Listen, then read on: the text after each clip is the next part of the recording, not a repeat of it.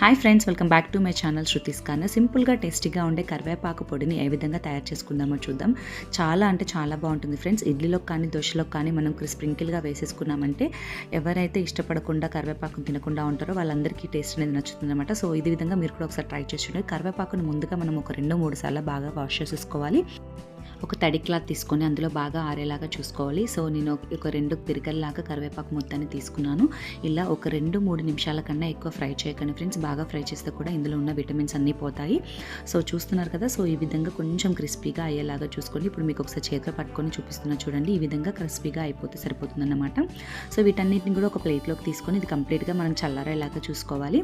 So ఈ విధంగా ఒక ప్లేట్లోకి తీసుకొని కంప్లీట్గా చల్లారిన తర్వాత వీటన్నిటిని కూడా ఇప్పుడు మనము సేమ్ అదే ప్యాన్లోకి ఒక 2 స్పూన్ల దాకా ఆయిల్ అనేది యాడ్ చేసేసుకుంటున్నాను. చూస్తున్నారు కదా. అలాగే మనం ఒక కప్పుతో ఇప్పుడు శనగపప్పు యాడ్ చేసుకున్నాను. సేమ్ అదే కప్పుతో మినపప్పుని కూడా యాడ్ చేసేసుకుంటున్నాను. అలాగే ఇవన్నీ కూడా కొంచెం బ్రౌన్ కలర్ వచ్చేలాగా మనం ఫ్రై చేసేసుకోవాలి. లో టు మీడియం ఫ్లేమ్లో పెట్టుకొని స్టవ్ అనేది. సో ఇది కొంచెం ఫ్రై అయిన తర్వాత మనం ఇందులోకి మనం ఏ కప్పుతో అయితే పప్పులు అనేది యాడ్ చేసామో అదే కప్పుతో ధనియాలు ఉంటాయి కదా. సో ఈ ధనియాలు అనేది ఒక 1/2 కప్పు దాకా మనం యాడ్ చేసుకుంటున్నాము.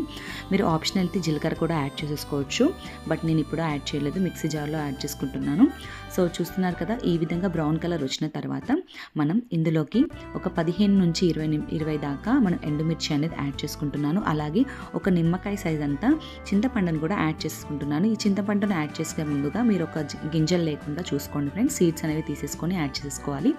సో ఇవి కూడా ఒక 2-3 నిమిషాలు ఫ్రై అయిన తర్వాత ఇవన్నీ కూడా కంప్లీట్గా చల్లారాలి ఫ్రెండ్స్. కంప్లీట్గా చల్లారిన తర్వాత మనం మాత్రమే వేడిగా ఉన్నప్పుడు మాత్రం కంపల్సరీగా మిక్సీ పట్టుకోవద్దు ఫ్రెండ్స్. ఇవి చూస్తున్నారు కదా. ఇప్పుడు కంప్లీట్గా ఈ 2 అనేవి కంప్లీట్గా చల్లారిన తర్వాత మాత్రమే ఇలా ఒక మిక్సీ జార్ తీసుకొని అందులోకి మనం పప్పులన్నింటినీ కూడా ఇందులోకి ట్రాన్స్ఫర్ చేసేసుకున్న తర్వాత ఒక స్పూన్ దాకా జీలకర్ర, అలాగే ఒక స్పూన్ దాకా సాల్ట్. ఈ సాల్ట్ అనేది మీకు టేస్ట్ తగ్గట్టుగా మీరు యాడ్ చేసుకొని అలాగే వీటన్నిటిని కూడా ఇలా మిక్సీ పట్టుకోవాలి. ఇలా బరకగా మిక్సీ పెట్టుకున్న తర్వాత ముందుగా ఫ్రై చేసి పెట్టుకున్న కరివేపాకు మొత్తాన్ని కూడా మనం ఇందులోకి యాడ్ చేసేసుకుంటున్నాము.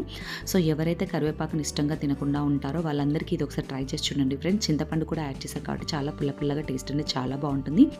సో చూసారు కదా ఫ్రెండ్స్, కరివేపాకు పొడి అనేది రెడీ అయిపోయింది. వేడి అన్నంలోకి కరివేపాకు పొడి వేసుకొని తిన్నారంటే వాహా, చాలా అంటే చాలా బాగుంటుంది. అలాగే ఇడ్లీలోకి దోశలోకి కూడా చాలా అంటే బాగుంటుంది.